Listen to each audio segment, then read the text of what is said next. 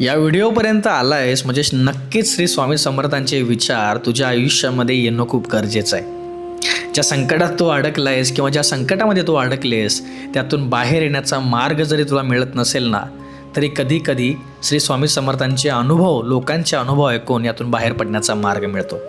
आणि तुला हा व्हिडिओ बघताना किंवा हा व्हिडिओ बघितल्यानंतर मनाला शांती नक्कीच लावेल, विश्वास ठेव. या व्हिडिओमध्ये की आपण लोकांचे अनुभव सगळ्यांसमोर मांडतो. श्री स्वामी समर्थांची कशी प्रचिती आली त्यांना, हे खरे अनुभव हे आज म्हणजे आपण प्रत्येक व्हिडिओमधून दाखवतो. तुम्ही देखील तुमचे अनुभव आमच्यापर्यंत पोहोचवू शकता. डिस्क्रिप्शन बॉक्समध्ये लिंक आहे, त्याच्यावरती क्लिक केल्यानंतर जर नाव तुमचं व्हिडिओमध्ये घ्यायचं असेल तर सगळ्यात आधी नाव लिहा, किंबहुना लिहू नका, ते नाव गुपित ठेवलं जाईल. त्याच्याखाली तुम्ही तुमची शॉर्ट स्टोरीमध्ये अनुभव पाठवू शकता. त्याचं आपण नेक्स्ट व्हिडिओमध्ये नक्कीच रूपांतर करून सगळ्या लोकांच्यापर्यंत पोहोचवू की श्री स्वामी समर्थांचा अनुभव तुम्हाला कसा आला आहे. आजचा अनुभव आपल्याच सबस्क्रायबरमधील कविता शेंडे यांचा आहे. कविताजी स्वतःचा अनुभव सांगायला सुरुवात करत आहेत. त्यांनी लिहिलं आहे, माझा श्री स्वामी समर्थांचा अनुभव. स्वामींच्या कृपेने मी खरंच गरिबीतून कसे समृद्धीकडे गेले हा खराखुरा अनुभव आज तुमच्या समोर मांडतेय. मी एका साध्या कुटुंबातील स्त्री आहे. माझं नाव कविता आहे. आयुष्यात असा एक काळ होता की घरची आर्थिक परिस्थिती खूपच बिकट होती. अक्षरशः 4 पैशाकडे आम्हाला बघायला लागायचे. महिन्याचा खर्च देखील भागवणं कठीण झालं होतं. अनेकदा घरात पैशाची इतकी चणचण असायची, पुढचा दिवस कसा जाणार याची भीती वाटायची, याची चिंता वाटायची. कर्जाचं ओझं वाढत होतं. मनात भीती आणि भविष्य अंधारमय वाटत होतं. अशा वेळी अनेकांनी वेगवेगळे उपाय सांगितले. काहींनी देवधर्म सोडून फक्त पैशामागे धावायला सांगितले. जे काम करायला नाही पाहिजे ते काम करण्याचा सल्ला देखील खूप लोकांनी दिला. 2 नंबरमधून पैसे कमवण्याचा सल्ला देखील भरपूर लोकांनी दिला.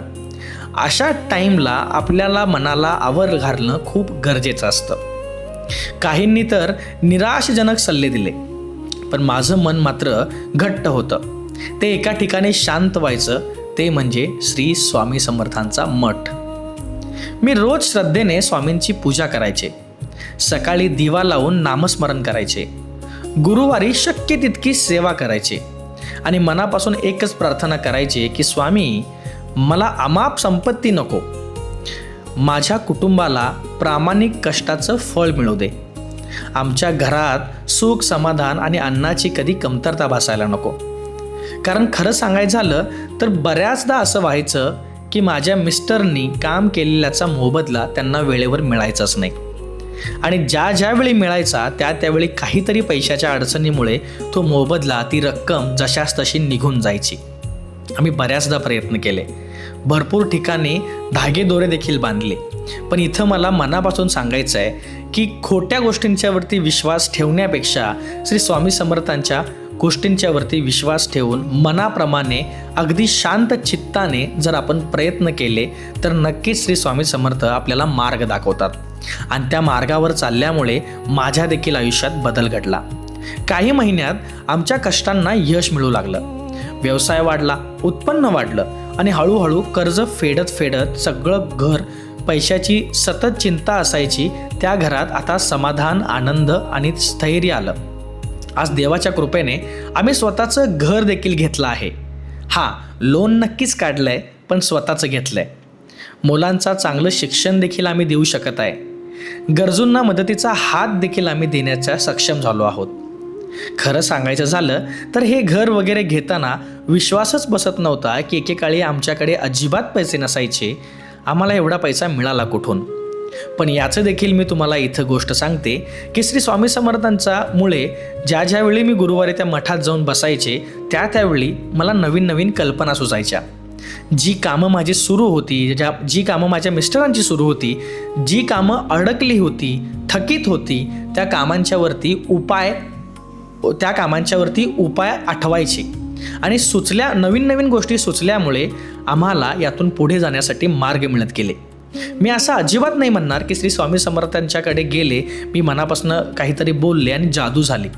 पण मनापासून खरं सांगेल की श्री स्वामी समर्थांच्या मठात त्या वातावरणामध्ये त्या स्पिरिच्युअल एनर्जीमध्ये बसल्यामुळे थकलेली कामं नक्कीच पूर्ण होण्यासाठी स्वतःचं डोकं काम करायला लागतं. आणि हे खरं आहे, माझ्या आयुष्यामध्ये हा बदल त्यांच्यामुळेच झाला आहे. आज जेव्हा मागे वळून पाहते तेव्हा जाणवतं की श्रीमंती म्हणजे फक्त पैसा नाही, मनशांती, कुटुंबातील प्रेम, प्रामाणिक कष्ट आणि देवाची कृपा हीच खरी संपत्ती आहे. स्वामींनी आमच्या हातात पैशाचा वर्षाव केला नाही, पण योग्य संधी, योग्य विचार आणि मेहनत करण्याची ताकद मात्र स्वामींच्या मठातच मिळाली. आजही ऐकून अंगावरती काटा येतो. अजूनही आठवतो तो दिवस ज्या दिवशी मी मठामध्ये बसले होते आणि मला एका प्रॉब्लेमचं सोल्युशन पाहिजे होतं. बऱ्याचदा प्रयत्न करून आम्हाला ते मिळालं नव्हतं, पण क्षणिक टाईममध्ये, अगदी कमी वेळेमध्ये मला श्री स्वामी समर्थांच्या मठामध्ये त्या प्रॉब्लेमचं सोल्युशन मिळालं आणि तिथूनच आमच्या या प्रवासाला सुरुवात झाली. आजही माझा दिवस श्री स्वामी समर्थांच्या स्मरणानेच होतो, कारण मला खात्री आहे की श्रद्धा, संयम आणि प्रामाणिक कष्ट यांची साथ असेल तर स्वामी योग्य वेळी मार्ग नक्की दाखवतात. श्री स्वामी समर्थांवर विश्वास ठेवा. चमत्कार कसा आणि केव्हा घडेल हे आपल्यालाही माहीत नसतं, पण म्हणतात ना की श्रद्धा आणि मेहनत कधीच वाया जात नाही. श्री स्वामी समर्थ. खरंच मनाला लागणारी ही कथा होती. कविताताईंची ही कथा नक्कीच मनाला भेटणारी होती आणि त्यांनी एक खूप चांगली गोष्ट सांगितली, ही मला तुम्हाला सांगायची आहे की बऱ्याचदा असं होतं की आपण चमत्काराच्या मागे लागतो, पण श्री स्वामी समर्थ किंवा ती एनर्जी एक अशी गोष्ट आहे, त्याच्यावरती मनापासून विश्वास ठेवून जर तुम्ही सातत्यानं नामस्मरण केला किंवा आपले प्रॉब्लेम्स असतील किंवा आपण देवाच्या किती जवळ जाऊ तेवढं जाऊन तुम्ही जर नामस्मरण करत राहिला, मनापासून मन मोकळं करून देवाशी बोलू लागला, तर देव चमत्कार करेल. पण चमत्कार असा चमत्कार नसतो, तर देव वेगवेगळ्या पद्धतीने चमत्कार करतो. आज हा व्हिडिओ बघताना तुमच्या डोक्यामध्ये जो प्रॉब्लेम आहे ना, किंवा तुमच्या मनामध्ये जे काही चलविचल चालू आहे, कुठे अडकला असाल, पैशाची चणचण असेल, कुठल्या प्रॉब्लेममध्ये अडकला असाल, काही कर्ज असेल, कोणी त्रास देत असेल, कुठून तरी बाहेर पडायचं असेल, या सगळ्या गोष्टींचा विचार डोक्यामध्ये असताना ही कथा ऐकल्यामुळे तुम्हाला मी एवढंच सांगेल, कोणतीही गोष्ट ही साधीसुधी नसते. मनापासून विश्वास ठेवून जर एखादी गोष्ट आपण करायला गेलो तर ती गोष्ट पूर्णत्वास 100% जाते. तुम्ही आता ज्या संकटामध्ये अडकला असाल त्यातून बाहेर निघण्यासाठी जे प्रयत्न करावे लागतात ते प्रयत्न आधी करा. ते प्रयत्न करता करता श्री स्वामी समर्थांच्यावरती विश्वास ठेवा. मनापासून स्वामी समर्थांच्या मठामध्ये जाऊन, जसं कविताताईंनी आपल्या या आजच्या कथेमध्ये सांगितलं की त्या मठामध्ये जाऊन बसल्यामुळे त्यांना त्या इन्व्हायरमेंटमुळे किंवा त्या एक पॉझिटिव्ह एनर्जीमुळे ऑटोमॅटिक चांगल्या गोष्टी सुचायला लागल्या आणि ऑटोमॅटिक त्या प्रॉब्लेममधून बाहेर पडल्या. एकदा नक्की ट्राय करा. तुम्ही तुमच्या जवळपासच्या श्री स्वामी समर्थ केंद्रामध्ये जाऊन एकदा मन मोकळं करून शांतपणे डोळे झाकून एक एनर्जीबरोबर, म्हणजेच आपल्या श्री स्वामी समर्थांच्या बरोबर, देवाबरोबर मन मोकळं करून गोष्टी बोला. नक्कीच श्री स्वामी समर्थ तुम्हाला मार्ग दाखवतील. बाकी असेच अनुभवाचे व्हिडिओ यापुढे देखील बघत या चॅनलवरती राहाल. नवीन असाल तर सबस्क्राईब करा विसरू नका. आणि तुम्ही देखील तुमची स्टोरी पाठवू शकता. डिस्क्रिप्शन बॉक्समध्ये एक लिंक आहे, त्याच्यावरती क्लिक करून तुम्ही ती स्टोरी आमच्यापर्यंत पाठवू शकता. बाकी ज्या अडचणीत असाल नक्कीच तुम्ही त्यातून बाहेर पडाल हीच मी ईश्वरचरणी प्रार्थना करतो. श्री स्वामी समर्थ.